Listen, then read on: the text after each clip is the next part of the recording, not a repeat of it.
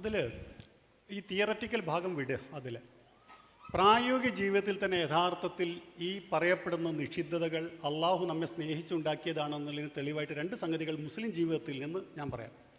ഒന്ന്, മദ്യം നിരോധിച്ചതാണ് ഇസ്ലാമിൽ. സാധാരണ ഒരു ആഘോഷം എന്ന് പറഞ്ഞാൽ ഇസ്ലാമേതര പരിസരത്ത് ആഘോഷം, വൈകിട്ട് എന്താ പരിപാടി എന്ന് ചോദിച്ചു കഴിഞ്ഞാൽ അതിനർത്ഥം വെള്ളമടി പരിപാടി എന്ന് തന്നെയാണ് അതിൻ്റെ ഉദ്ദേശം. മുസ്ലിങ്ങളെ സംബന്ധിച്ച് അത്തരമൊരു സ്കോപ്പില്ല. അതേസമയം മൗലവി പറഞ്ഞതുപോലെ നിഷിദ്ധതകളാകെ വളരെ കുറവാണ്. അതിനാൽ ഈ മദ്യമില്ലാതെ എങ്ങനെ ആഘോഷിക്കും? നമുക്ക് മുസ്ലിം അല്ലാത്തൊരു പരിസരത്ത് ആലോചിച്ച് കഴിഞ്ഞാൽ ആലോചിക്കാനേ കഴിയാത്തൊരു കാര്യമാണ്. പക്ഷേ മുസ്ലിങ്ങൾ എങ്ങനെ ഇതിനെ നേരിട്ടു?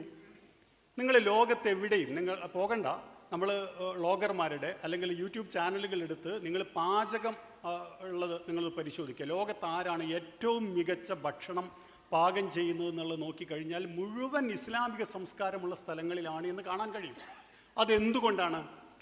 ഈ ഹലാലിൻ്റെ പരിധിക്കുള്ളിൽ നിന്നുകൊണ്ട് ജീവിതം എങ്ങനെ അടിപൊളിയാക്കണമെന്ന് ഒരാലോചന മുസ്ലിം സമൂഹം നടത്തിയതിൻ്റെ ഫലമായി ഭക്ഷണങ്ങളിലെ വെറൈറ്റി ഓഫ് കോമ്പിനേഷൻസ്, അത് എത്ര സമയം വേണമെങ്കിലും അതിനെക്കുറിച്ച് എനിക്ക് പറയാം. ഞാൻ ഒരു പോയിൻ്റ്. രണ്ടാമത്, പലിശ നിരോധിച്ചതാണ് ഇസ്ലാം. നിങ്ങൾ ആലോചിച്ച് നോക്കൂ, പണം സ്വയം പണം ഉണ്ടാക്കുകയില്ല, അധ്വാനം കൂടെ ചേർത്തിട്ടാണ് നിങ്ങൾക്ക് ഉപയോഗിക്കേണ്ടത്.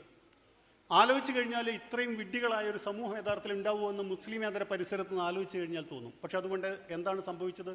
മുസ്ലിങ്ങളുടെ കയ്യിൽ പണം വെച്ചുകൊണ്ടിരിക്കാൻ പറ്റില്ല. കാരണം അത് സക്കാത്ത് കൊടുത്ത് അങ്ങനെ തീരും. അതിനാൽ എന്ത് വേണം? മനുഷ്യനങ്ങ് തീർന്നു പോകുന്നത് മനുഷ്യൻ്റെ പ്രകൃതി ഇഷ്ടപ്പെടില്ലല്ലോ.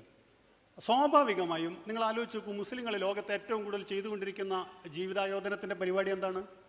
ബിസിനസ്സാണ്. ആ ബിസിനസ് ചെയ്യാൻ അവർക്ക് തോന്നാനുള്ള ഒരു കാരണമാണെന്ത്? പണം വെച്ചുകൊണ്ടിരിക്കാൻ പറ്റില്ല. അപ്പോൾ വഹല്ലല്ലാഹുൽ ബൈഅ വഹറമ റിബ, അള്ളാഹ് ഹറാമാക്കിയതുകൊണ്ട് ഹലാലായ കച്ചവടത്തിൽ അതെങ്ങനെ ഇടും? ഇനി കച്ചവടത്തിൽ ഇടാൻ ഏറ്റവും കൂടിയ വേണ്ട സംഗതി എന്താണ്? റിസ്ക് എടുക്കാനുള്ള ശേഷിയാണ്.